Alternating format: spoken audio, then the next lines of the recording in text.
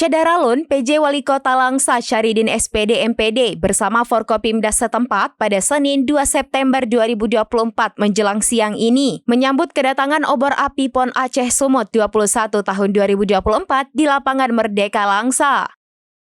Api obor PON Aceh Sumut yang sebelumnya dibawa oleh tim kirap obor api PON dari Provinsi Aceh dari Aceh Tamiang diberikan kepada wasit internasional pencaksilat asal Langsa Herwandi di Jalan Ahmad Yani, depan eks-kantor BNI Langsa sekitar pukul 10 waktu Indonesia bagian Barat. Lalu atlet legend Herwandi bersama tim obor api PON Aceh Sumut berlari di Jalan Ahmad Yani, disambut ribuan pelajar SD, SMP, dan SMA sederajat yang berdiri di sepanjang jalan protokol menuju lapangan Merdeka.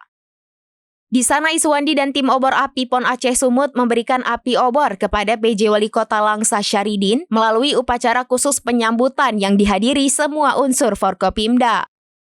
Setelah usai dibacakannya laporan sejarah perjalanan pelaksanaan PON oleh Kadispora Parlangsa Aulia Syahputra SSTP MSP dan sambutan PJ Wali Kota Langsa, PJ Wali Syahridin kembali menyerahkan obor api PON Aceh Sumut ini kepada Iswandi yang selanjutnya bersama tim kirap obor api membawa obor api ini hingga menuju depan kantor POM Langsa di Jalan Ahmad Yani.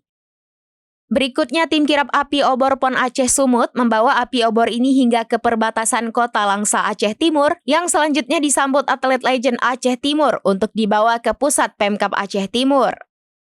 PJ Wali Kota Syahridin sebelumnya mengucapkan Alhamdulillah, hari ini kita menyambut kedatangan rombongan obor api PON yang menjadi simbol semangat juang, persatuan, dan sportivitas seluruh bangsa Indonesia.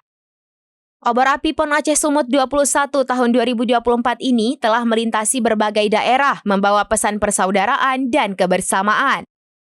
Hari ini telah tiba di kota Langsa yang dibawa oleh Herwandi sebagai wasit internasional cabur pencaksilat dimulai dari eks-kantor BNI sampai ke lapangan Merdeka. Dari Langsa, Zubir, SerambiNews.com.